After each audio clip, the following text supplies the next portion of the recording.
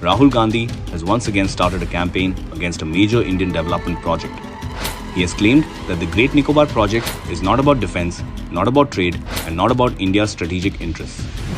According to him, the project is an assault on India's future. But Indians have heard these warnings before. Time and again, whenever India attempts to build something transformational, the same ecosystem of foreign-funded groups springs into action.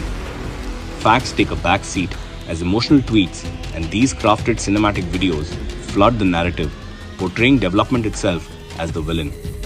This time, Mr. Gandhi is the face of this anti-development campaign, and the objective remains the same: stop, delay, and obstruct. The target changes, the playbook never does. Sterlite, Narmada, and now Nicobar. Sound familiar? Because India has seen the script before. Flashback to the sun-baked streets of Thoothukudi in 2018.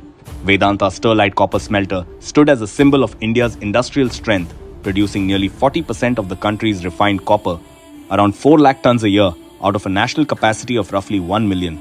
For nearly 2 decades, it had made India a proud net exporter of copper cathodes, generating 4,000 of direct jobs and 20,000 indirect jobs, contributing 13,500 crore to the national exchequer between 2014 and 2018 alone.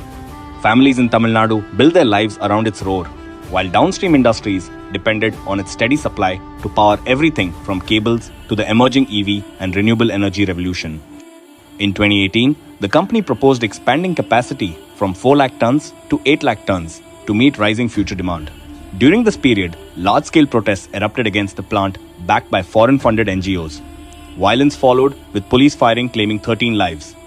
Buckling under pressure, the Tamil Nadu government shut the plant in May 2018. The result was catastrophic. India's refined copper production fell sharply from about 848,000 tons in FY 2016 to 17 to nearly 457,000 tons in FY 2018 to 19. India's copper exports revenue decreased by 87%. The country transformed from a net exporter into a net importer of copper for the first time in 18 years, significantly increasing dependence on foreign suppliers.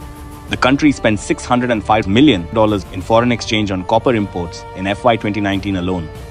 This dependency brought price swings and massive forex loss, the opposite of the aim of Atmanirbhar Bharat. PM Modi has pushed for its revival with modern green technology, while locals now demand reopening.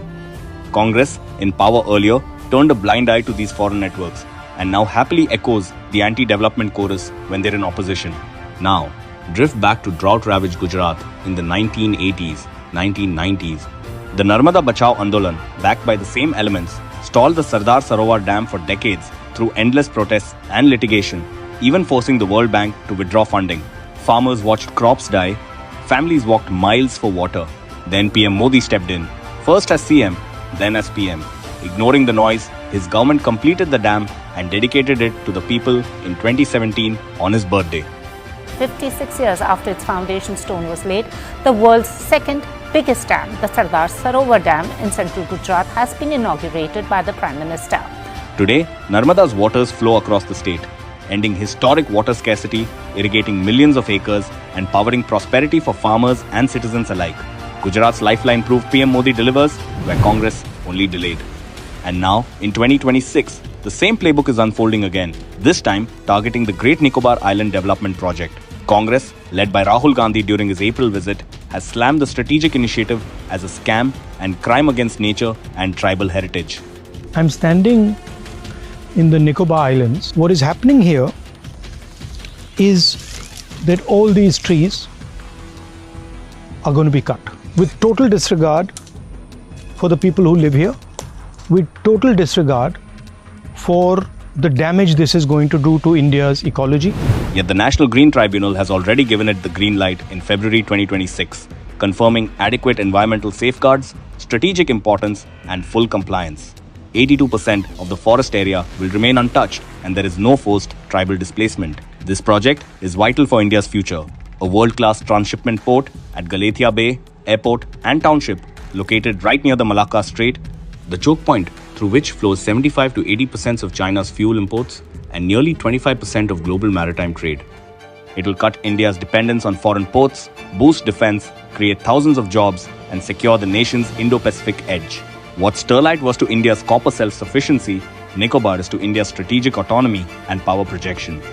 From Sterlite's silenced furnaces to Narmada's decades of thirst, and Nicobar's fresh storm reveal one truth. Foreign-backed activism, relentlessly amplified by Congress, has tried to hollow out India's rise. And New India, under PM Modi, has been trying to break this chain, which thrived under the UPA-led Congress governments. The crackdown started in 2014, when an intelligence bureau report exposed how foreign-funded NGOs were shaving 2 to 3% of GDP growth. Since 2014, over 20,000 NGOs have lost FCRA licenses. Today, that old toolkit no longer works. Nobody cares about the manufactured protests and imported doubt anymore.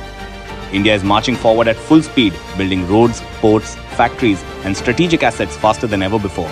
Under PM Modi, the country is transforming beyond recognition. India is growing, India is transforming, and no amount of old narratives can stop a new India that has already decided its destiny. Jai Hind. Subscribe to BJP India for more such updates on India's development journey.